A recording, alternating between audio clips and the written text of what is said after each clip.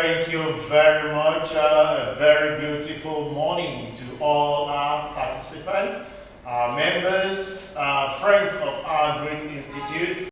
It's been a great pleasure once again to welcome you to another special edition for the month of January. We promised you while we had the first program this month to specially based on the popular demand by the participants that we are going to have four edition speaking to the annual tax filing, considering the importance of this to our members, the member of the public, and to our nation in general.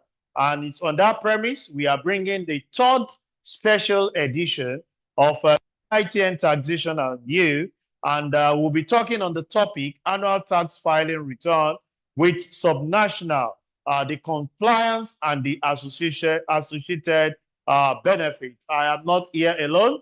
I'm here with my co-anchor, Dr. Ayodeji. Good morning and glad to have you here. Good morning. I'm excited to be back. Welcome to our viewers and participants. Thank you very much. Without much ado, let me invite our guest for today. He's a man that has been our guest at the point in time on this program, and we've found it fit to bring him again to speak to this topic, considering the importance of this topic. Is no other person than the executive chairman, Kano State Internal Revenue Service, and a member of the governing council of our great institute, an administrator par excellence that has had his stints across both the federal, subnational, internal revenue. It's no other person than Dr. Abubakar Said, FCTI. Good morning, our guest, Dr. Said. Glad to have you here this morning. Good morning, Dr. Ayodeji. Good morning, my brother, for having me today. It's my pleasure. Good morning, participants. Thank you very much. Without wasting so much of our time, I want a situation to alert every one of us that this program is now being sponsored by several people. In no distant time, you'll start seeing their participation. During the first edition, we had the commitment of the Lagos State Internal Revenue Service, and in no distant time, you start seeing them.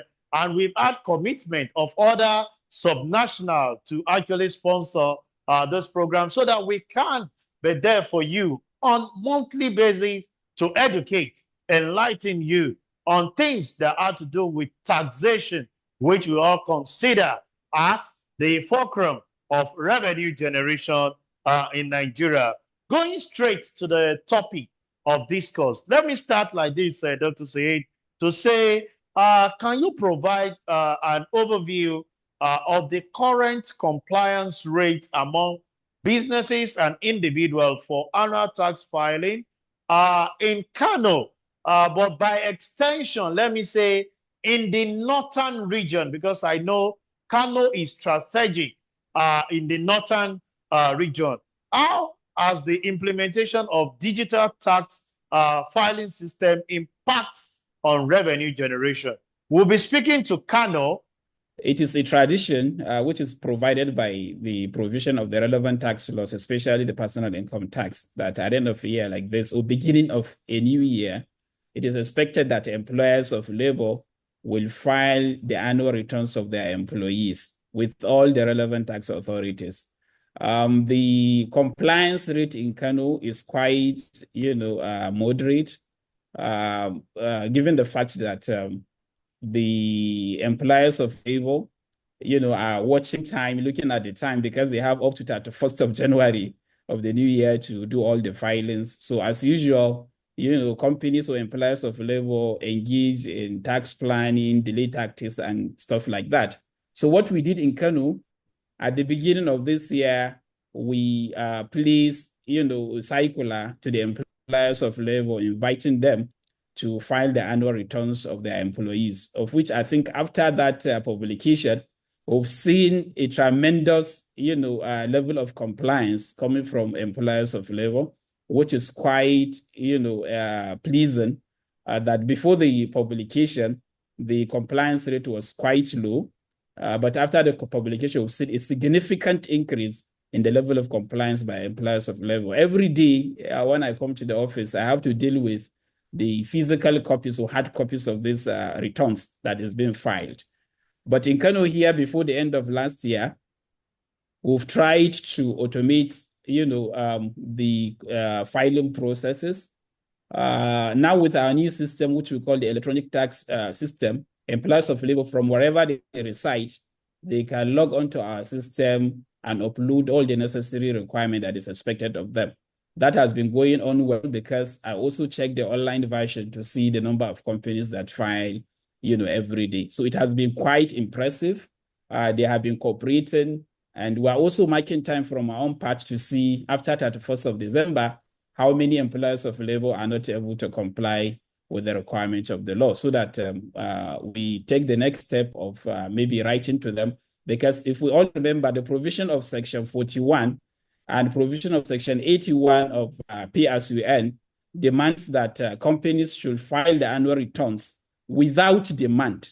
Emphasis without demand, meaning that it's given that once the preceding accounting year or the financial year ends, the employers of labor are expected to do that. So for personal individuals or individuals, they have up to, I think, 31st of March to do that. So that is not really concerning for now, but we expect them to start filing, to start setting in or sending in their returns in order for them to enjoy the early filing bonus or incentive that is provided by the law. So when you take it across the entire northern region, the tax culture across the north also differs. Specifically, if you are talking about, say, Kano and Kaduna, we have this history of a different tax culture compared to other states because of the kind of democracy that was played around the 1970s.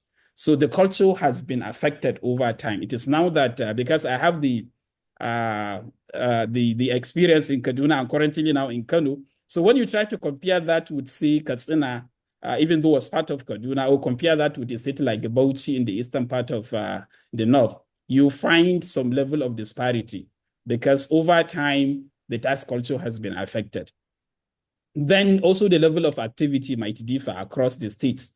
You cannot compare, say, Kano with the state of Zamfara or Kano with the state of Kebbi. So the tax compliance level will also differ. So your 20% in Kano might be 80% in state like Kebbi. Would you allow apology? Sorry. It might be 80%, say, maybe in Kebbi state or something like that. So the level of activity affects the level of compliance, and also the tax culture, the history of the taxpayers also affected the compliance level. So this is what I have to say to your question. Okay, Ayo, let me yield the floor to you to take the second question Yes. on this. Okay, thank you very much. Doctor, you have said the analysis on how the tax filing has been in Kano and Kaduna. Now, I want to ask, how simple or user-friendly is your tax filing template and uploading returns? How simple or user-friendly are they? Because we realize that there are different templates, used by different states and being used by the same person. So how is the template used in your own case is user-friendly, compared to others? Over to you, sir. All right. Thank you for that question. What we've tried to do here in Kano is to go ahead of most of the states, because I have the benefit of being in the tax reform committee and I've known what was being proposed. So we've gone ahead of many states to begin to implement some of the provisions of the proposed tax bill. We try to make our automation process very simple. I think the highest number of clicks you have to make to upload your tax returns, I think, is 3, if I can remember. And can you hear me? Very well, sir. Hello?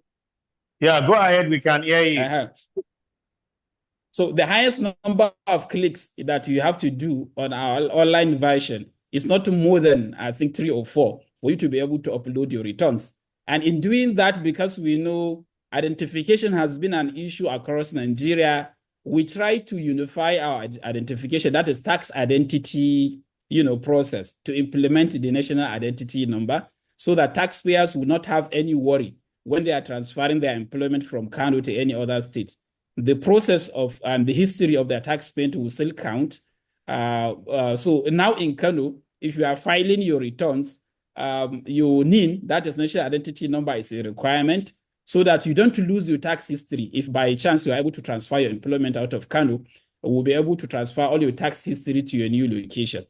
And as I said, the process has been made very simple and easy. That is why we call the new platform Easy Tax. It is easier to use, it's user-friendly, and you can migrate your tax history to any state of your choice.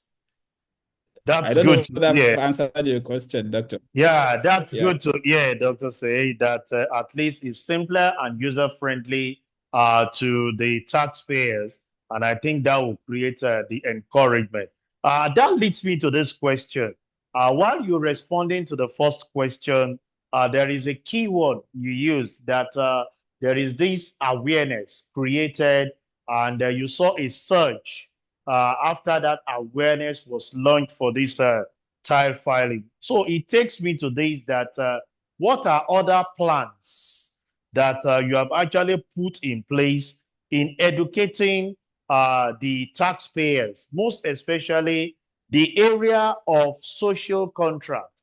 I'm sure you know that is a gap that discourages a lot of people, thinking that the taxes that they are paying is actually being squandered, let me use that word, by certain set of people. So what are the plans that you're actually doing in terms of education to close the gap of trust deficit when it comes to taxpayers' obligation to the state? Well, thank you so much. Yeah, starting off from the last statement, trust deficit is an issue, not only in Kano, but across all subnationals. What we did starting from second quarter of last year, or the last quarter of last year, was to... Can you hear me? Very well, sir. Proceed. Budget speech of last year, which is the budget of 2025, the governor made statement categorically about how the taxpayers' funds are going to be spent, specifically on education, specifically on health and agriculture. So we are following through with those budget speeches, and we'll ensure that we take it around all our stakeholders' engagement we'll be having going forward across all the senatorial districts of Kano State. And beyond that, we've planned to have stakeholders' engagement or taxpayers' engagement across the federation, starting from our taxpayers that are off-site, which are resident in Lagos, because we have a very large chunk of taxpayers that are resident in Lagos that are doing some fishing or some activity here in Kano, but they remit their taxes here in Kano from Lagos. So we intend to engage with them also to show them that the amount of taxes they pay to Kano is not going to be wasted. The tax fund is going to be used or utilized on X, Y, and Z project. And we intend to do that since last year, but we've not been able to do it. But I believe by first week of February, we'll be in Lagos to engage with our taxpayers. Then coming back to Abuja, also, we have a large number of taxpayers that pay their taxes here in Kano. We're also going to engage with them. They will round it up here in Kano with another stakeholders engagement. We intend to be doing this on quarterly basis, to be engaging with the taxpayers and to tell them what we've been able to raise, to generate. We believe that level of transparency will further nudge and encourage the taxpayers to continue to pay their taxes, and will also put the government on the toes, especially us, the tax administrators, will be able to explain explicitly to taxpayers how the government is putting their taxes into usage. So in two ways, the social contract is going to be strengthened. The government will be put on its toes to ensure that whatever is being collected from taxes actually judiciously utilized. And on the part of the taxpayers, they will get a level of transparency on how the taxes are being used, and they might have the opportunity to ask questions as to how these taxes are being utilized. So we have the plan ready. It's just for us to implement. We wanted to start since last year, but because I'm new here in Kano, I'm just 8 months. I'm just trying to really, contextualize and understand some of the, requirements of my new demography. But with the first quarter of this year, God willing, we are going to implement all the plans. And last year, we started a lot of advocacy, street shows, engagement on the street, especially for the informal sector. And we've seen how impactful that kind of advocacy, was on the revenue generation we've had. I'm very much confident that the IGR for Kano for 2024 will be quite higher than what it has ever been in the last 80 years, because in the last 4 months or 6 months that we've been here, we've really put so much to ensure that the tax awareness is back, the tax culture is back, the due payment by the taxpayers within time is also back. That we intend to continue this year, up to the end of the year, to ensure that we really ramp up, the IGR for Kano. I must give kudos to you for that brilliant initiative you have brought to bear. It's pretty difficult to change orientation of people, having the understanding of what it used to be in the 70s in terms of tax compliance. But you brought that to bear. And I just want to state this, maybe as one of the citizens, that most of the time we always have fantastic plans. When it comes to implementation, it becomes an issue.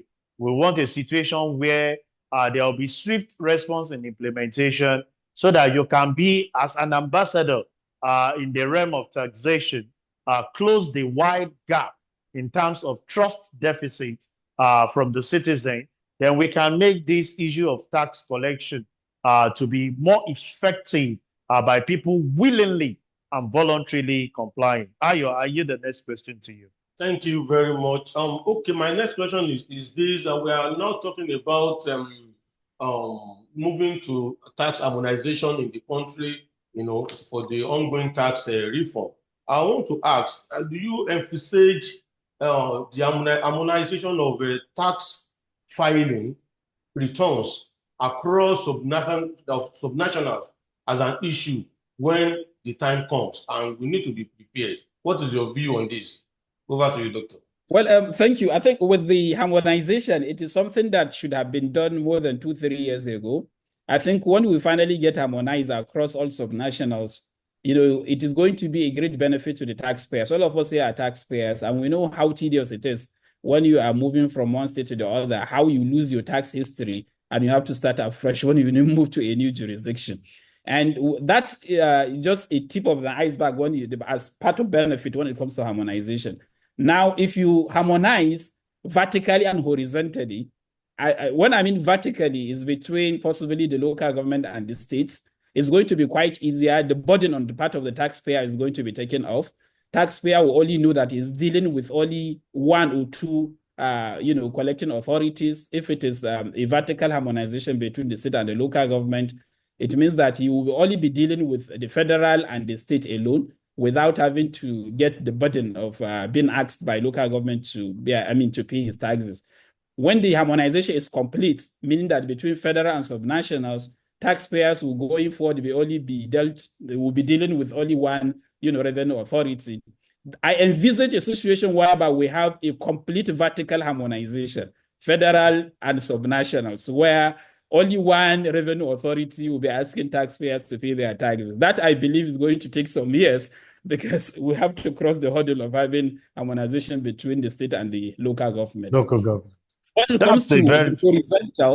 comes to the horizontal harmonization, by the time we're able to achieve the vertical across maybe state and local government, the horizontal is going to be quite easier. What that means is that you'll be able to have job mobility across the state without losing your tax history and without having to deal with a variation of the tax laws across all subnationals.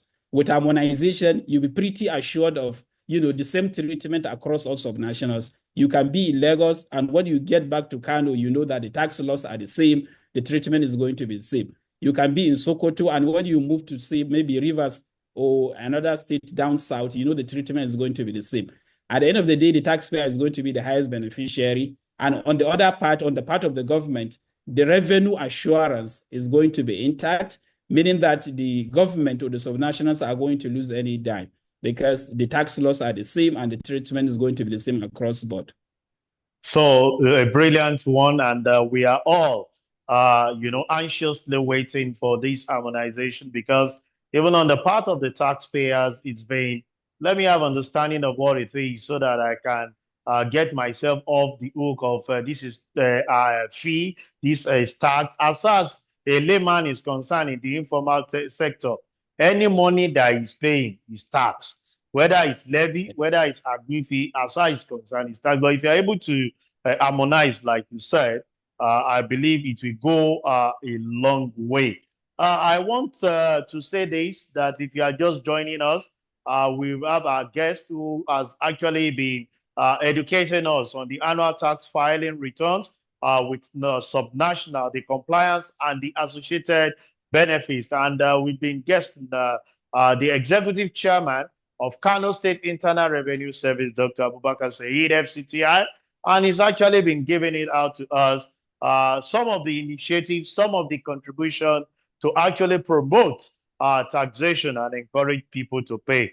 I come back to you, Dr. Said, to say, how does Kano State balance its enforcement? You see, I know that in terms of this tax filing, there are penalties attached to it if you don't comply by the end of this month, which is 31st of January. How are you balancing this enforcement effort with the support initiative to maintain a balanced relationship? You know, you've been creating the awareness. Some are actually complying, but some will tell you possibly wait till die minute and they will not be able to fulfill it, possibly because of the shortfall in infrastructure that may not allow them to fulfill their obligation. How are you balancing these two things together, enforcement effort and the support initiative for the taxpayers? Well, thank you so much, my brother, for asking that question. Really, we are not in a hurry to enforce on the taxpayer. We believe in persuasion. We believe in nurturing the taxpayer to comply. We also believe in amicable resolution of tax matters. In the last 8 months between May and December of last year that I've been here, I try as much as possible to engage with the taxpayers in a very civil and friendly manner. We send a lot of letters reminding the taxpayer to do the right thing. In some instances, we even go beyond the provisions of the law because the law requires you to write a maximum of 3 letters. In some instances, we even invite the taxpayer, we'll send a delegation to him to say, look, you have this tax matter to resolve. Please try as much as possible to resolve it. We are just trying to be more persuasive before we get into the enforcement, realm.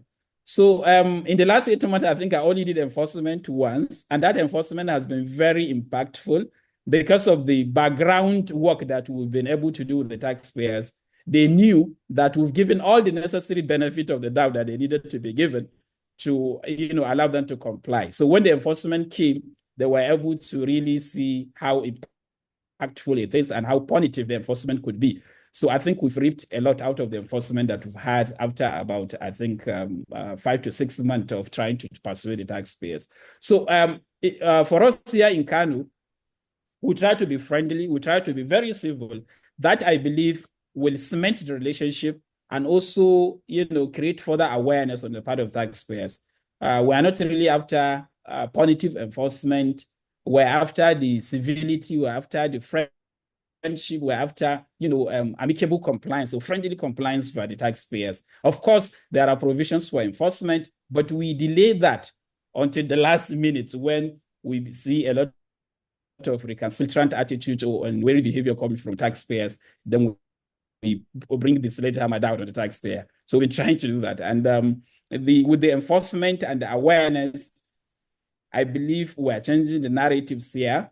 If you ask me, in the last 1 year or 2 years, on a scale of 1 to 10, only 3 voluntarily comply here in Kano. In the scale of 1 to 10, only 3 voluntarily complies, including the employers of labor. So for personal or for individual taxpayers, they still have a grace period of close to 60 days as we speak now, because they have up to 31st of March to comply with their annual filing. So that is not a worry for now, but we want them to file early so that we'll be able to generate all the necessary revenues in time. And we also want them to enjoy the benefit of the early filing bonus of 1%, even though it's nothing to write home about.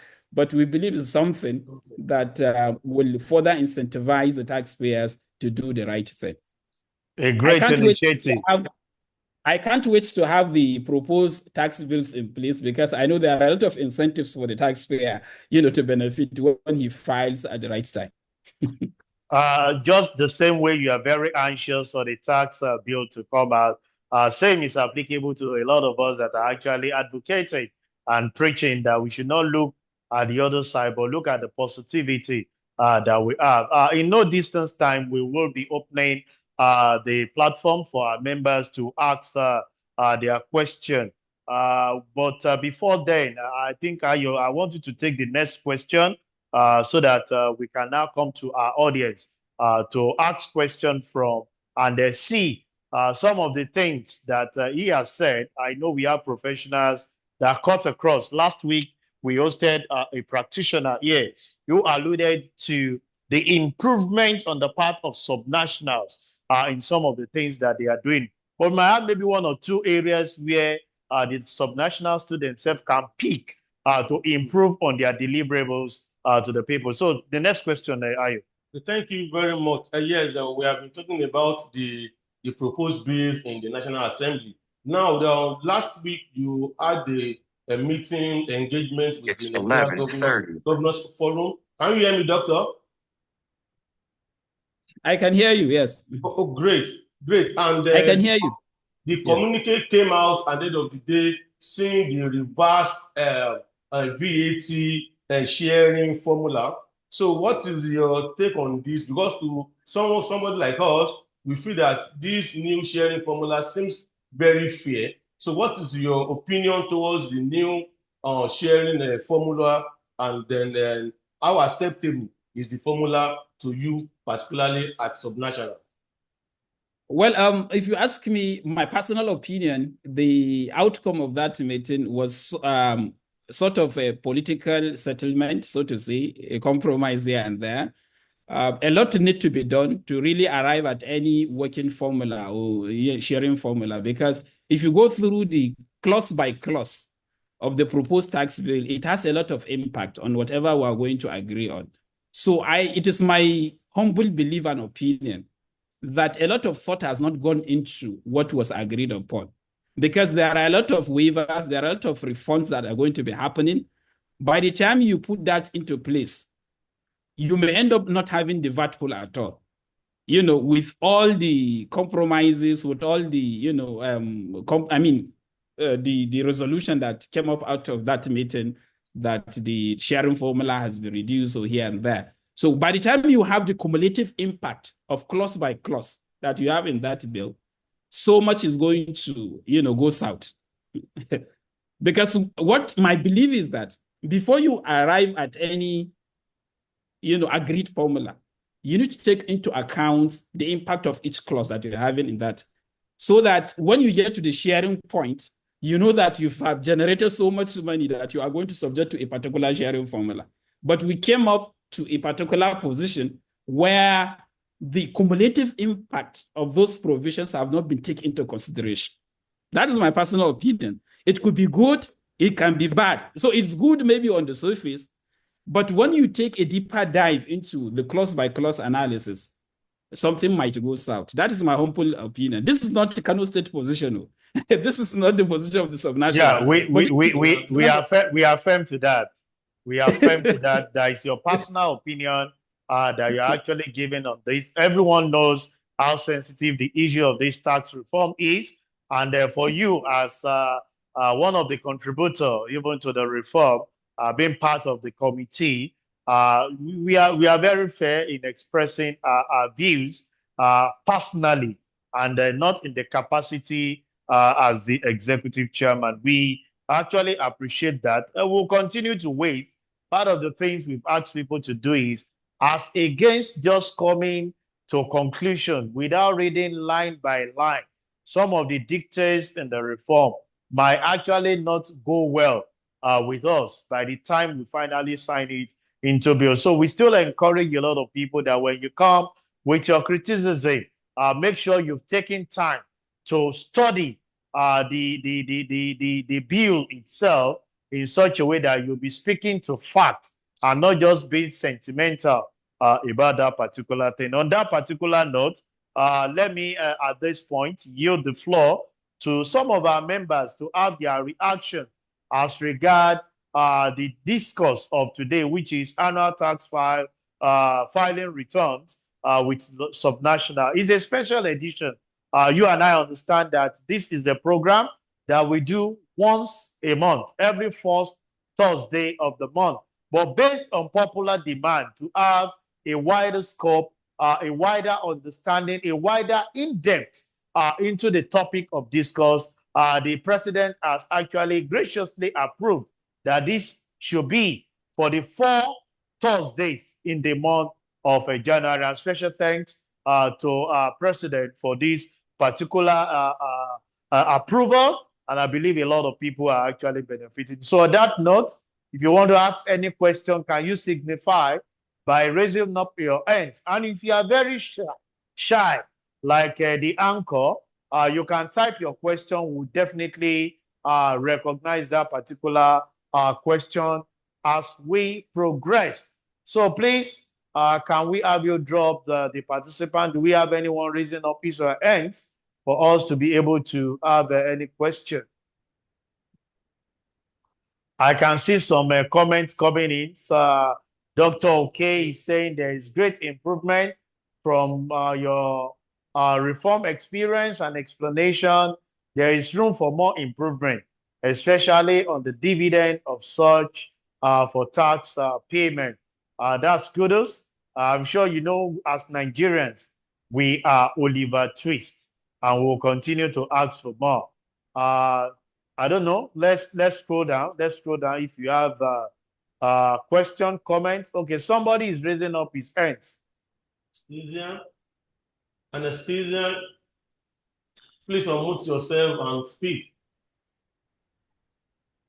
Yeah, good morning, sirs, and thank you for the wonderful insights. So I have a question, and it's with respect to the registration for taxpayers in Kano. So I want to clarify. I now know that the tax registration is now automated, but some companies still have issues of, proceeding with the tax registration on the portal, given that they probably, for one reason or the other, have an inactive status on CAC, so their registration numbers cannot be verified. So is there a way of of remedying this issue? And I also understand that some companies have been making manual filings without having been registered. So I just need clarification on this point. Thank you. Thank you very much, Dr. Sierra. I yield the floor to you to respond to that. Thank you. A very good question and very spot on. For companies that have been inactive on CAC database. So, okay, let me give a background to that. I said we have a new system. For individual taxpayers, your NIN is required. For corporate taxpayers, we need your RC. So I'm going ahead of the tax reform to begin to implement some of the provisions I said initially. So we have a very good integration with CAC. So if your company is inactive with Corporate Affairs Commission, you might find your registration being delayed with us. But it is very concerning for us because we want to collect money from you, but you are inactive. What that means is that you are not recognized by Nigerian government that you are applying or you are, doing business here in Nigeria. So what we do, we try to relate with CAC and also with the taxpayer to ensure that you activate your filing with CAC. That is helping the taxpayer on one part and also helping the state, because it doesn't make sense to collect money from somebody that's not even recognized in a sense. But in another sense, you have to collect the money in order to continue to grow your IGR. So that, because it's a system-to-system issue, taxpayers might face that challenge because we intend to do machine-to-machine registration without human interference. So if your filing is inactive with CAC, you might experience some delay trying to do registration with Kano State government, especially with the IRS. We've been having issues with taxpayers that have similar, challenges, but we'll be resolving them. And what we did was to provide a hotline and our dispute resolution grievance mechanism guys on alert so that they will be able to flag those issues up for us to resolve. And for those that are sending manual filing, what we did last December, was to set up what we call headquarters tax station.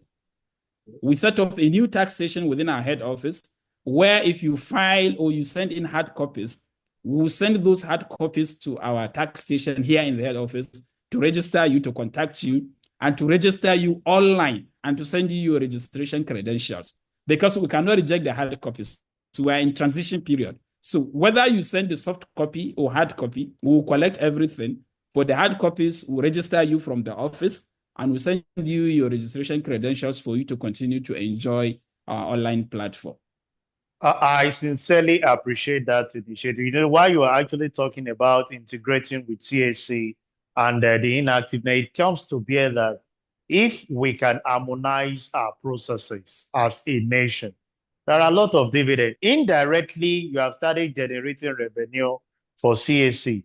If your account is inactive, even if they are not going to pay, but at least you are going to have more people.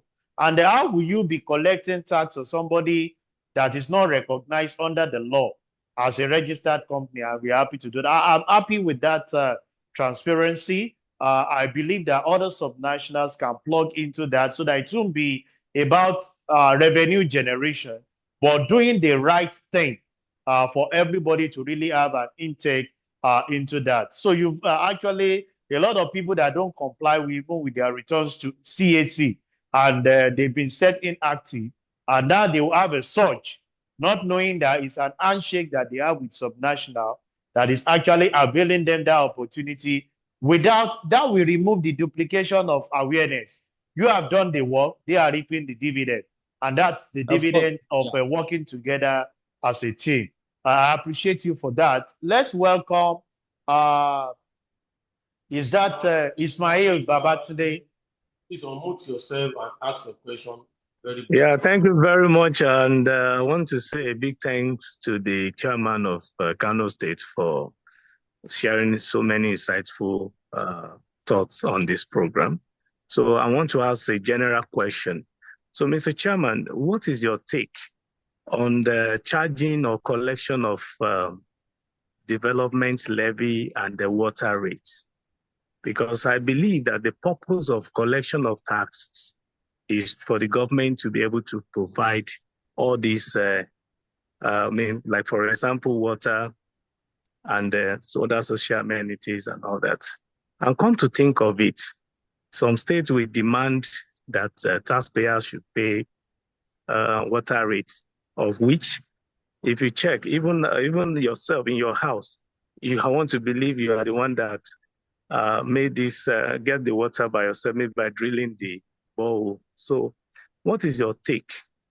And I also want to say that these are the things that I would have expected the tax reform to address, that this taxing or asking people to pay development levy and the water rate should have been expunged by now from the law. Thank you very much.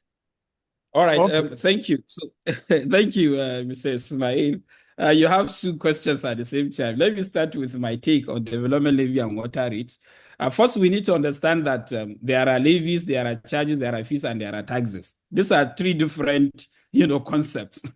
So for levies, development levy, I think all of us here are professionals coming from taxes and approved list of collection. It provides for development levy to be collected by all subnationals, which is, I think, for now 100 naira. But some states, through their state legislation, might increase it from 100 naira to 500 naira or 1,000. When I was in Kaduna, it was increased to 1,000 naira. But let me give you the brief background to development levy. The reality is that development levy is needed, especially in realms like Nigeria, where the tax culture is not there. When you have development levy, it means that whether you work or you don't work, whether you generate income or not, you have to contribute to the affairs of government. What that means is that you will be compelled to go and look for what to do, either a vocation or business, knowing fully well that at the end of every year or beginning of every year, you will be made to make a contribution of, say, 100 naira. So it is actually deepening the tax culture in our clime. It is actually deepening tax culture across the nation. So that is for development levy. For water rates, I'm not sure that if you don't get water, you will be made to make payment for water rate, because these are charges for services delivered to you. When the service is not delivered, you shouldn't be compelled to pay. So that is why we have differences between levies, fees, charges, rates, and maybe taxes. So for water rate, the government must deliver water to your house before they can make you to pay for the rates. So where the water is not provided, you shouldn't be compelled to pay, because it's not really a tax. It has to be for a service delivered to you. And when the service is not delivered by government, you have every moral right not to pay. That is my opinion on this. And this opinion, I believe, is being backed up by all the legal provisions, because this is not a tax. This is not a levy. It is a rate. There must be a service delivered to you, which is different from development levy. Development levy is compulsory without even a reciprocal service given to you. As I said, the philosophy behind development levy is to make every citizen active citizen, a very productive citizen, so that you'll be compelled to go and look for any vacation or start any business for you to contribute to the affairs of the government. The second question around whether the proposed tax bill has not addressed this, I'm aware that the proposed tax bill have a provision to address this. But first and first, we need to address the acceptance of the proposed tax bill across the country before we begin to take a deeper dive into other issues. I know that there are provisions in the tax bill which are out to address some of these, nuisance taxes, as we call them. More than 60, 70 tax types, that are put on the part of Nigerian taxpayers. So I know a lot of things will come out of the tax bill by the time it is being assented to, by the time it's been legislated upon by the National Assembly and assented to by the President. So we are looking at the positive side of the tax bill. I don't want to get into the other side of it. Let us be positive, and the tax bill, at the end of the day, will be able to address some of the earnings and the concerns of Nigerians, especially as it affects multiplicity of taxes. Definitely, positivity is the way to go. When you're optimistic about certain things, definitely the end result will always be better off than you castigating or being pessimistic about it. I want to welcome these two questions as we finally drive home our program for today. Let's welcome C. Ukwocha. Please unmute and speak, please. Good day. Can you hear me? Yes. Yeah. Please raise the voice and be more audible. Okay. Good day. Can you hear me? Yeah, loud and clear. I want to thank the resource person and every one of you. Yes, as professional, we know the importance of taxation, but again, too, I also want to look at why can't we also encourage government, apart from taxes, there are other ways of generating revenues where government could also look at the natural resources we have around and then see how we can harness that aspect very well. Because even in the proposed tax bill, yes, they said we're going to be taxing a corporation, this, that. People are going to be paying lesser. But the activity of organization affects the individual in the society. In terms of if you are taxing them, they will be passing this tax to the people buying their products. And all this, yes, I know that the tax bill is trying to exempt some manufacturing companies. Yes, I know that. But I'm saying that yes, taxation is good, but we also know from other jurisdictions that their citizens don't pay tax. And then they also find other means to raise money for government. Government find other means to raise money and then help to develop the state. I'm also looking at that as an institute, can't we be pushing government? Can't we see this area generate revenue from this area? And then instead of putting more of our emphasis on taxation, I'm not saying tax is bad, it's something that is good, but I'm saying can't we also be advocating and saying let us look at other ways of generating revenue. Thank you. Thank you very much. That's a good observation on your part. And I can tell you, as an institute, we lend our voice in the area of government diversifying into other area. And the chairman of the fiscal policy, Mr. Idele, we always allude to the fact that don't tax the seed. You know, you tax the profit, the profit that you have on the seed that has actually grown up.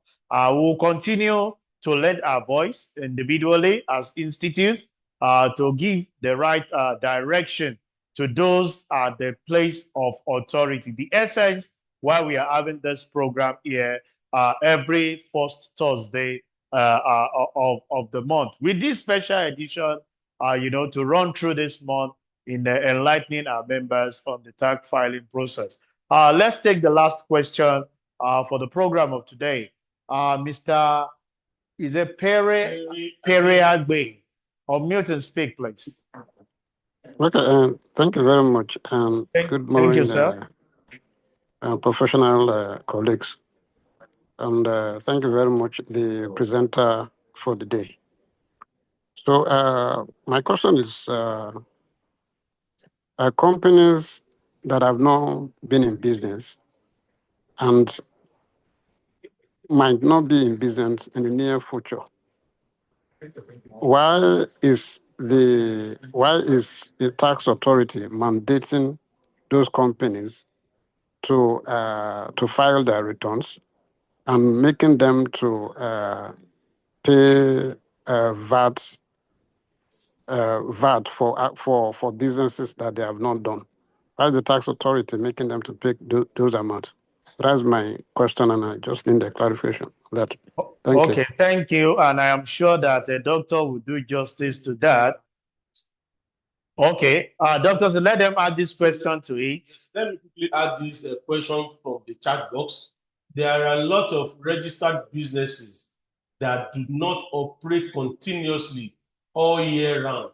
Is there any option that is available to them for ease of filing compliance? Doctor, over to you. You can combine the two questions. All right. Thank you so much. Let me start with the second to the last question. That companies that have not commenced business or have not been in business for a while, but they have been asked to file for returns or even pay VAT. Well, first, we need to understand that the company is incorporated, it is registered, and it has also registered for taxation. Once your company is incorporated and is registered for tax purposes, you are duty bound to continue to file until you are able to file with the relevant tax authority that you have ceased business. We have to clarify that. You are incorporated as an entity and you have also registered for tax purposes. You have to discharge your own part of the obligation as a company, meaning that you must continue to file year in, year out. Yes. If you are registered with federal, which is FIRS now, you have to continue to file for your VAT returns month in, month out. If you are not intending to do that and you're out of business, you have to send a report to the relevant tax authority that you're out of business, that you have ceased business, so that the relevant tax authority will note that I will not be bothering you with filing. By the time you are back into your business, then you have to also notify the relevant tax authority that you are back in business, you continue to file. So there are laws, there are provisions, addressing that. So we have to live up to the expectation of the provisions in order to live happily between the taxpayer and the tax authority. That must be adhered to.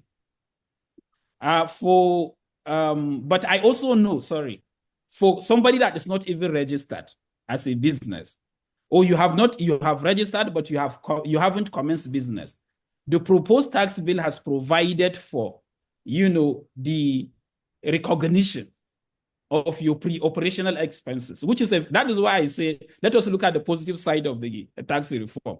The proposed tax bill is recognizing ahead of time your pre-operational expenses or any capital that you spend before even commence business. So this is a different concept entirely from what you've said. Then for the last question that is being asked by Doctor, because I have not noted it. What was it? Yes, this person is asking that there are some organizations that does not do operation throughout the entire year. So how can you make filing easier Much for more them? easier.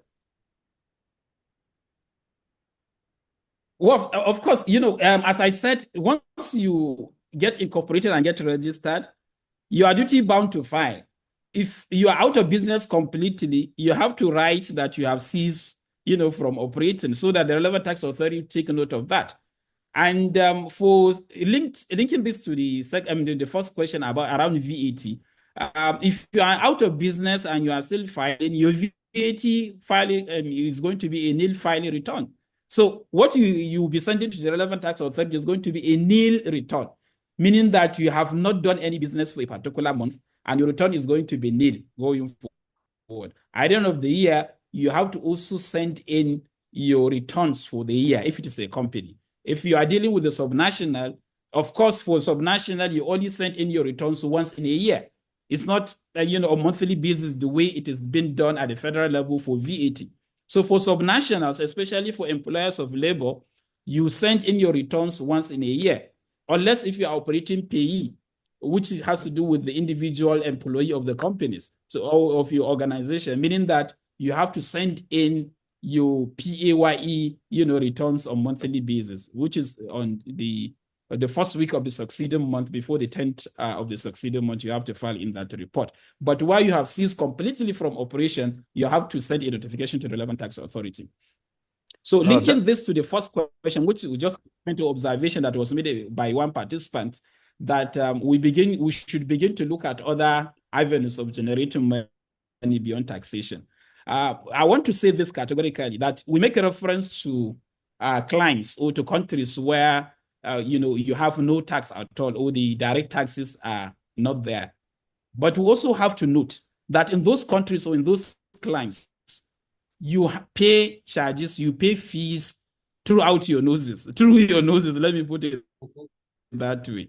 Even though you are not paying direct taxes, but you pay high amount of charges and fees. If you take example, the UAE that we always make example of, you pay taxes, but these are indirect taxes that we often do not see. So we can't undermine the significance of taxation, whether it is direct tax. People often talk about taxation when they talk of direct taxation that we are collecting. But in those countries, there are indirect taxes. There are implicit taxes that we pay that you don't even notice. So maybe you will begin to look into that direction. And I know with the proposed tax bill, which is now a wake-up call for all the subnationals, we have begun to look at other direction of making money beyond really taxation. We have begun to look into, say, tourism. We begin to look into trade registration. We begin to look into mining. We begin to look into setting up SPVs, special purpose vehicles, that will get into business by itself. So what that means, what the reform has done for us, is to recalibrate the thinking of government. Government now must begin to do business of their own, as against putting so much burden on the taxpayers through taxation. I think the reform, the tax bill has done a lot of good by reawakening the conscience of all of us, by reawakening the conscience of the subnationals to begin to think of other avenues of making money. But we cannot underplay the significance of taxation, whether direct or indirect taxation. Or indirect tax. To... Permit me to interject you, Dr. Abubakar Saad. At that point, our time is fast spent. And like I said at the beginning of the program before we came live, this program is open for sponsorship. And I think I already have your commitment that Kano State Internal Revenue Service will definitely be a partner to us on this program, because we have intention of extending possibly the timing. In 30 seconds, can I have your parting shots? Well, thank you so much. Our intention to partner with CITN, I think, will go a long way, and we're interested in, creating more awareness through CITN and other means that we've already have here in Kano. And I hope to see more of this kind of programs throughout the year, to educate our participants, educate the taxpayers on how to do the right thing and for the good of Nigeria. Thank you very much. It's been a very wonderful session with our guests today, Dr. Abubakar Saad, FCTI, on the topic of discourse that borders around annual tax filing with the subnational. But before we go, we quickly want to run few announcements that we have for our institution. The first of it all, have you paid your subscription? I think it's very strategic for the survival of our great institute, and we want to encourage every one of you to visit our channel, our website, pay your subscription, and pay it in full so that you can have opportunity in participating in our MPTP program that will commence in the month of March. And to our students also, as we encourage people to join this profession, the portal will be open for registration for the April 2025 examination by January 27 this year. So we want to encourage you all to try as much as possible, get someone to be part of this profession, because tax after death, the next thing that you are obliged to do compulsorily is taxation. I leave the next two announcements to you. Thank you very much, Chairman. The mega program of the Institute, which is the annual tax conference, the 27th edition, will come up from May 12 to 16, 2025. And the venue is Abuja Chambers of Commerce and Industry. You cannot afford to meet this program where tax practitioners are gathered to discuss issues of national discourse. And we also have our induction coming up in April, also in Abuja, precisely April 24. This is the first time the Institute is taking induction program to Abuja. So it's an opportunity for you to tell someone you know to register on time to be part of this year induction. And for sponsorship of this program, you can reach out to Dr. Oluwagbami on 090-80-88-8815. I repeat, 090-80-88-8815. Thank you. It's been a wonderful time for every of our participants here today. Until we see you next week, Thursday, for the last edition of this special one. I remain your host, Olusesan Okwande, FCTI, and my co-host. Thank you. Bye for now. CITN Taxation and You program, as approved by Council of CITN, is a monthly 1-hour live program on Zoom platform and also broadcast on YouTube. The program has benefited stakeholders within the country's tax arena, bridging knowledge gaps for both members and general public. It has covered key areas such as CITN activities, taxation, fiscal policy, tax legislation, and economic matters.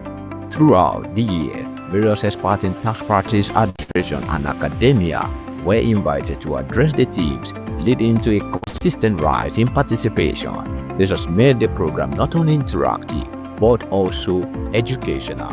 Looking ahead to 2025, the program promises to be more educative and inclusive as we will continue to explore emerging and trending issues in taxation, finance, and economic matters. To sustain this educative and interactive program, the program is open for sponsorship.